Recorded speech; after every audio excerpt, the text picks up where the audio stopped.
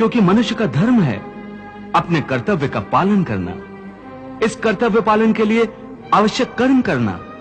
परंतु हे केशव, फल प्राप्ति की कामना छोड़ने पर मनुष्य में कर्म करने की प्रवृत्ति उत्पन्न कैसे होगी? यदि फल की इच्छा न रहेगी तो मनुष्य कर्म ही क्यों करेगा? हे अर्जुन, जो साधारण मनुष्य फल की इच्छा से ही कर्म में प्रवृत्त होते हैं, वो सुख दुख आदि के चक्र में फंस जाते हैं। उनकी मन शांति नष्ट हो जाती है। हर पल हर समय फल प्राप्ति के विचार से उनकी निद्रा उड़ जाती है। हे पार्थ, तुम दुर्योधन और उसके भाई को ही देखो। बचपन से ही दुर्योधन, शकुनी और दुशासन आदि ने हस्तिनापुर के सिंहासन को प्राप्त करने के लिए कितने अधर्म किए, याद है ना तुम्हें? उन्होंने जब भीम भैया को पानी में फेंक दिया था और वो घटना भी याद होगी जब इन्हीं कौरवों ने तुम सब पांडवों को लाक्षागृह में जलाकर मार डालने की चाल रची थी।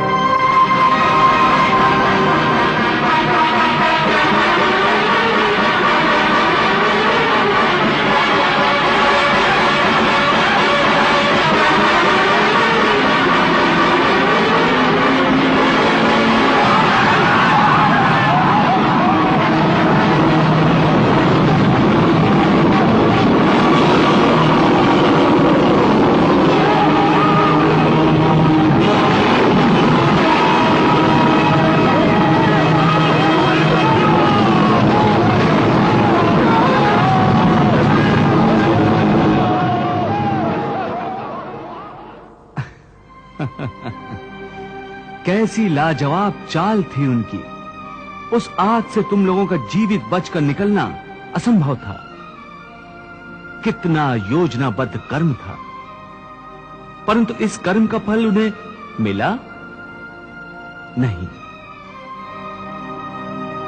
क्योंकि प्रारब्ध की योजना और थी। इस प्रकार उनकी इच्छा विरुद्ध जब सारे प्रयास विफल हो गए तो उन्होंने तुम सबको छल कपट से काम लेकर 12 वर्षों के वनवास और 1 वर्ष के अज्ञातवास में भेज दिया था। 8